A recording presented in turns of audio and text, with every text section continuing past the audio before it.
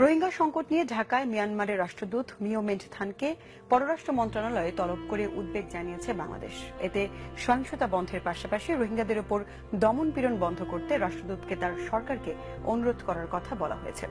পররাষ্ট্র সচিব শহীদুল হক বলেছেন, রোহিঙ্গা সংকট নিয়ে দায়িত্বশীল রাষ্ট্র হিসেবে যা যা করা দরকার বাংলাদেশ তার সবই করছে। তবে সমস্যা মিয়ানমারের, তাদেরই সমস্যার সমাধান করা উচিত বলে বাংলাদেশ মনে করে, জানান পররাষ্ট্র সচিব।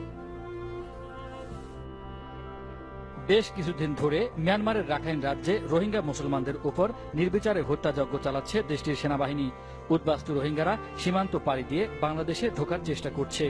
এ নিয়ে ঢাকায় নিযুক্ত মিয়ানমারের রাষ্ট্রদূত মিও মিন্ট থানকে পররাষ্ট্র মন্ত্রণালয়ে তলব করা হয়। পররাষ্ট্র মন্ত্রণালয়ের দ্বিপক্ষীয় সচিব কামরুল হাসান মিয়ানমারের রাষ্ট্রদূতকে রোহিঙ্গা বিষয়ে বাংলাদেশের উদ্বেগের কথা জানিয়ে সহিংসতা বন্ধের আহ্বান জানান। রোহিঙ্গাদের উপর চলমান দমন পীড়ন নিয়ে আন্তর্জাতিক মহলের অভিযোগের সুষ্ঠু তদন্তের আহ্বান জানানো হয়। পরে সংবাদ সম্মেলনে পররাষ্ট্র সচিব শহীদুল হক বলেন, রোহিঙ্গা ইস্যুতে বাংলাদেশ প্রয়োজনীয় সবকিছুই করছে। আমাদের মাননীয় প্রধানমন্ত্রী এই ইস্যু নিয়ে একাধিকবার মিয়ানমারের রাষ্ট্রপতি এবং স্টেট কাউন্সিলর আছেন, তার সাথে কথা বলেছেন। আমাদের পররাষ্ট্রমন্ত্রী ওখানকার পররাষ্ট্রমন্ত্রীর সাথে কথা বলেছেন। আমি 5 বার মিয়ানমারে গেছি এই মিয়ানমার ন্যাশনাল সিল বাংলাদেশ এই ইস্যুটা নিয়ে আলাপ করতে। এখন যে পরিস্থিতি, ওই পরিস্থিতিতে যেটা করা দরকার একটা রেসপন্সিবল স্টেট হিসেবে আমরা সেটা করেছি। কিছুটা আপনারা জানবেন, কিছুটা জানবেন না। রোহিঙ্গাদের আশ্রয় দিতে আন্তর্জাতিক চাপ সম্পর্কে পররাষ্ট্র সচিব বলেন, এ সমস্যা বাংলাদেশ নয়, মিয়ানমারকে সমাধান করতে হবে।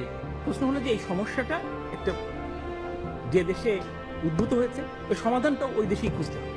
এদিকে জাতীয় মানবাধিকার কমিশন চেয়ারম্যান কাজী রিয়াজুল হক বলেছেন, শান্তিতে নোবেলজয়ী সূচি রোহিঙ্গা মুসলমানদের গণহত্যার ব্যাপারে কথা বলবেন বলে আশা করেন তিনি।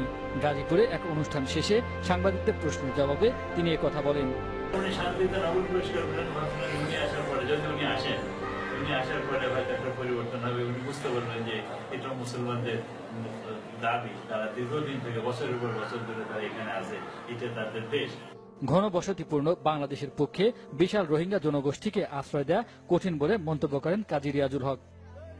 ইমরুল কায়েস, বাংলা ভিশন।